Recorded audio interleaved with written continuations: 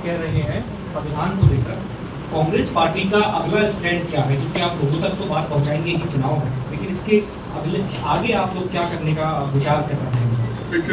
जो आप लोग आरोप लगा रहे हैं या आरोप नहीं, आप नहीं पढ़े, आप नहीं पढ़े, मैंने पढ़ा सकता हूँ आपको पढ़ने के बाद ही हम आरोप लगा। उस पर आप आगे की रणनीति आप लोगों की क्या है? देखिए, हम उसमें भी इस बात को अनेक बार रखे, आप सुने होंगे।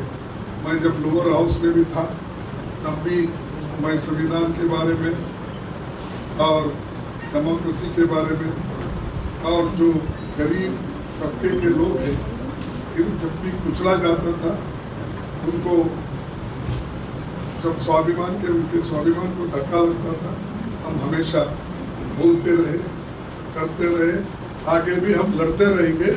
और जब ऐसे मानसिकता से अगर बीजेपी बोलते गई तो अब 2024 में लोग इसको देख रहे हैं, इनके स्टेटमेंट को देख रहे हैं, इनके भावनाओं को देख रहे हैं, इनके विचार को देख रहे हैं, वो फैसला लेंगे। हाँ मौसमी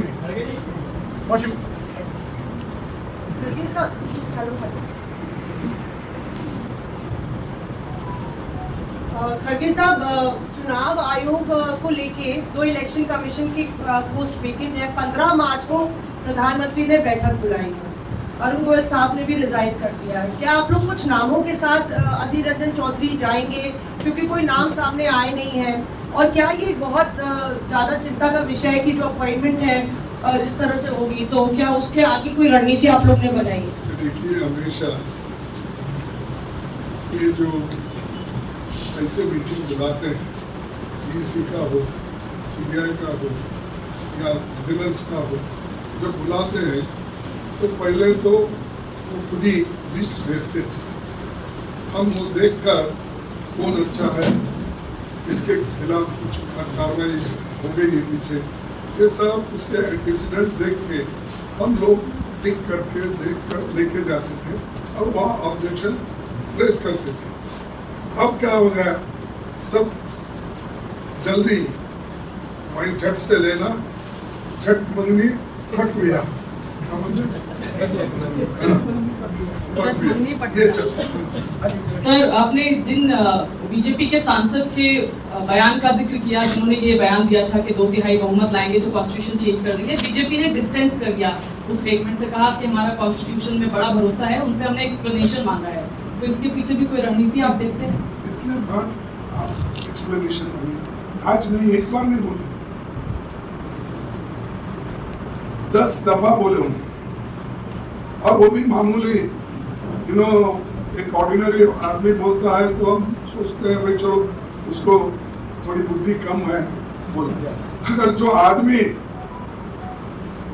3-3, 4-4 बार एमपी हो गए हैं, 3-3, 4-4 बार विचारधारा में भाषण करते हैं और आरएसएस के तो प्रमुख भी बोल रहे हैं, हम क्या समझेंगे इसको?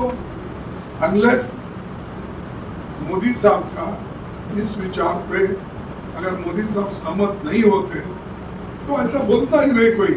और कैसे कैसे लोगों को उन्होंने टिकट बंद कर दिया, और ऐसे लोगों को टिकट बंद करना, बाहर निकालना उनको कोई बड़ी बात नहीं ना, वो मक्की को निकाल करके पैसा देते हैं। हाँ जी सर, मेरा सवाल इलेक्शन कमीशन में भी है और इलेक्टोरल बॉन्ड में भी है। अभी आपने कहा कि आप लोग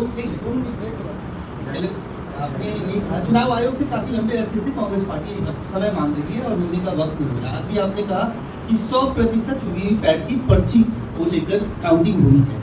चुनाव आयोग समय नहीं दे रहा है, आप लोग चाहते हो कि वीवीपैट की हर पर्ची की गिनती की जाए, ऐसे में रास्ता क्या है? और दूसरा, इलेक्टोरल बॉन्ड पे आज जो सुप्रीम कोर्ट का जजमेंट आया है, क्यूमुलेटिव अमाउंट किस आदमी ने खरीदा है इसकी तो जानकारी देंगे, किसको दिया है और कितना दिया है ये जानकारी नहीं देंगे।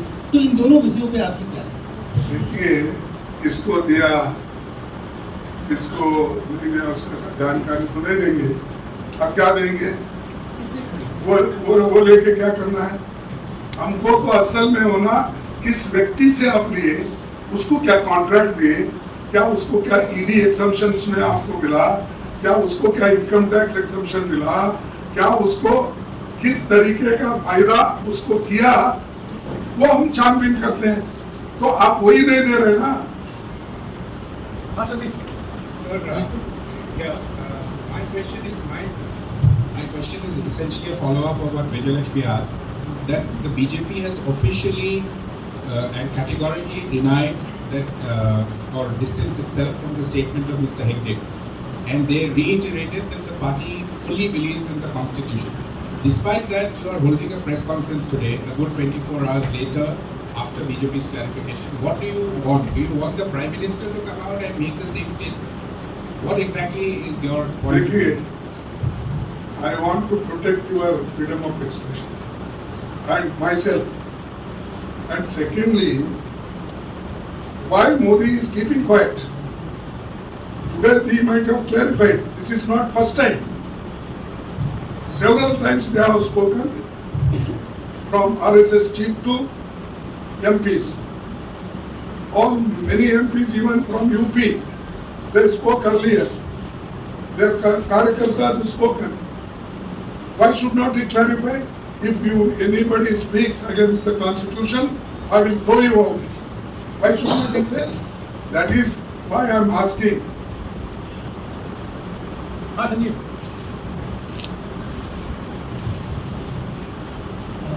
Sir, India alliance, 26 parties.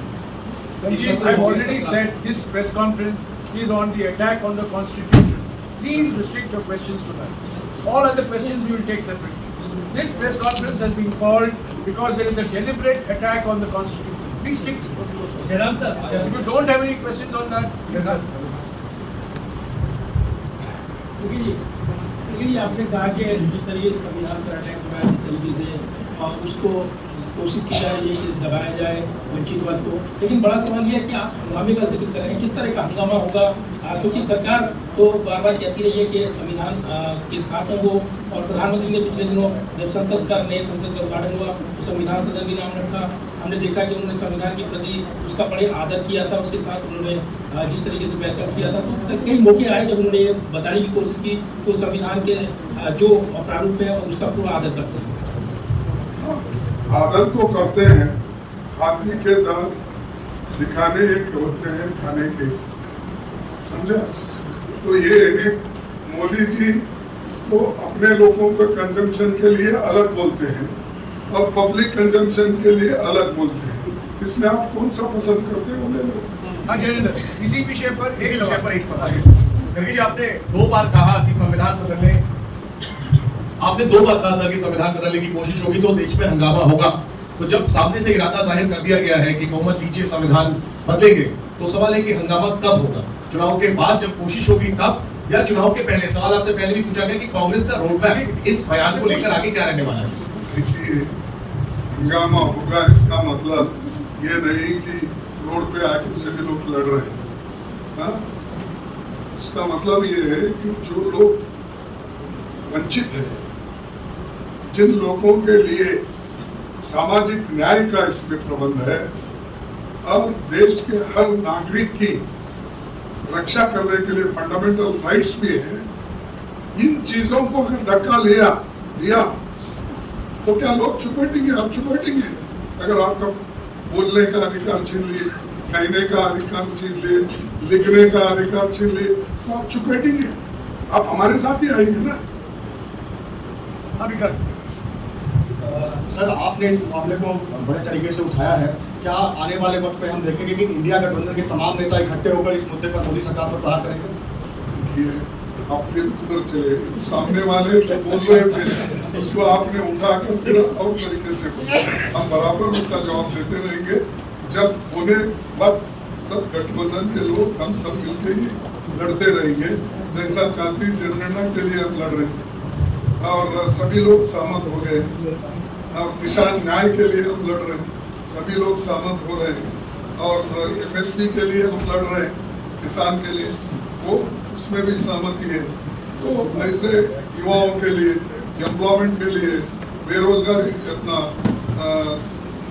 High prices के लिए, ये सारी चीजें हम मिलके ही लड़ रहे हैं, लड़ते रहेंगे। So I'm from Tamil Nadu. The Congress, Kerala Congress spokesperson Madam, says. please, questions on the Constitution, not on Kerala. This is related to Congress only. It's on the Constitution of India, please. You can ask these questions separately. On the attack on the Constitution. खड़गे जी, BJP को, मोदी जी को 400 सीटें चाहिए संविधान बदलने के लिए। आप संविधान बचाने की बात कर रहे हैं, आपको जनता से कितनी सीटें चाहिए? मेरे को देखिए 400 सीटें, सुनो 400 सीटें वो खाते हैं, वो खुद ही बोल रहे 3 से 70, फिर बोलते हैं वो बोलने दो ना, इवन 600 सीट बोलने दो, संविधान में प्राविधान है 543 सॉरी 2 सीट कम कर दिया, नॉमिनेटेड है, मैं सबको मिला के बोल रहा था क्योंकि नॉमिनेट भी वही करेगा ना।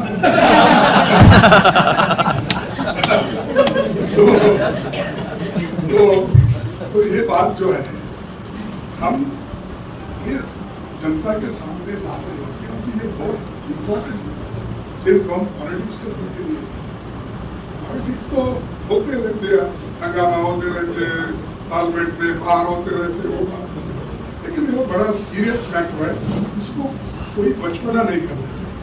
अगर आपके पास हिम्मत है तो बोलो आपके लोगों को, मुंह बंद करके बैठो, या तो मेरे पार्टी से निकाल चलो, क्योंकि पार्टी तो अकेली की है ना, इसमें दूसरे को कोई इंटरफियर नहीं करते। आप बेचारे इंटरफियर करने में मार्गदर्शक सब बाहर बैठे हैं। मोहित, आपकी सवाल। चलिए खड़गे साहब, मेरा सवाल आखिरी सवाल है। अभी आपने ईवीएम की बात की, वीवीपैट की आपने बात की, आपने कहा कि ईवीएम पे शंका है, और शंका इसलिए है कि उसकी जो पर्ची है वो गिनी नहीं जाती। ये विषय पर रहो प्लीज। आपने इलेक्शन कमीशन की बात की, कहाँ ले जा रहे हो मैं जानता हूँ। नहीं मैं कहीं लेके नहीं जा रहा हूँ सर, लेकिन क्या आपको लगता है कि ये वक्त आ चुका है कि आप लोग डिमांड करें कि बैलेट पेपर पर चुनाव करवाए जाए? देखो ये पहले हमने कहा है, फिर वो कहने की जरूरत नहीं, कम से कम वीवीपैट तो गिनो पूरे, यही बस हमारा